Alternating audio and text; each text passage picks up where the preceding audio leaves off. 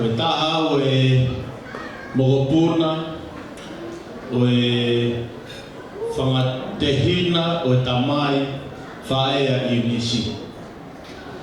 Na koe ia ea koutu e a koe ni, ke whakaha'i atu e mau ofa ki he tahine birthday.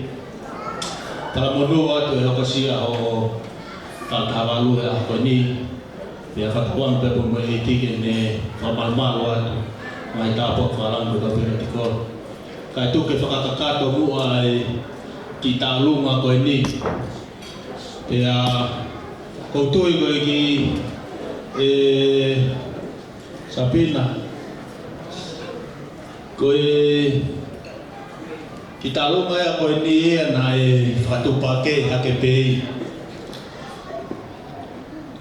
Ke mau whakaha'i atu e mau whie poupou, ka ngā poupou ki he hokosia o aroe a koe ni.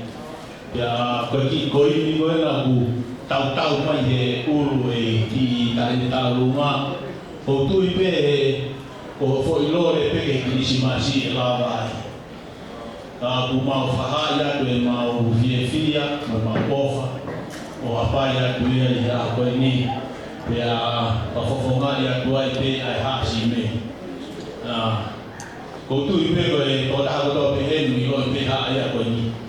Ka ku mau whia pe a koe ni ke mau kaunga kau i e hiki o mawawa o e aho koe ni. Ka tawanga pe koe e ke hoko ki taulunga koe ni.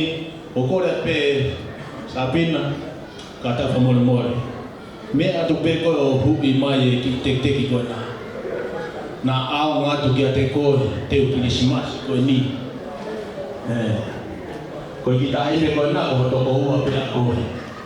Al pe koe huki.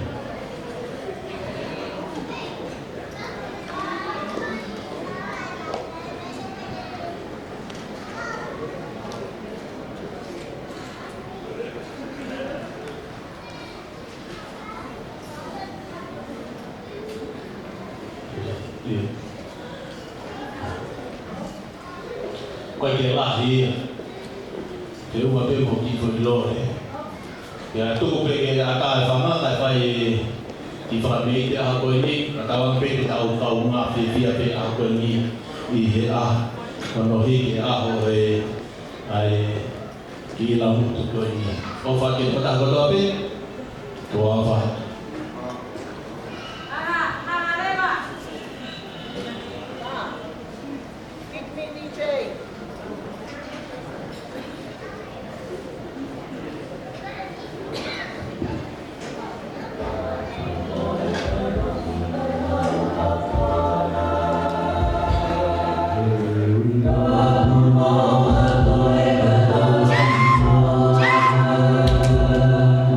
Tulo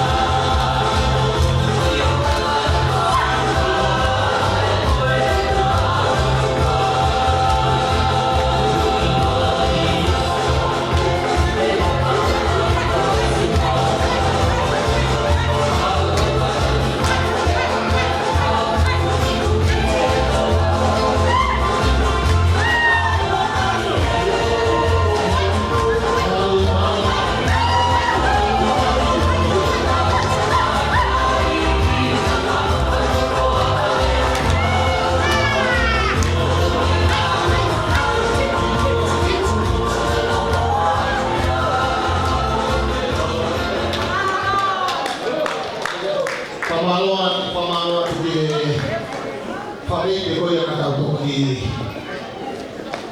bakal ki pamanawa yang ki sabi ko ni off sa ko yang mo fi sa fi ho ho ko ta fa na botol mo mau ko kata ki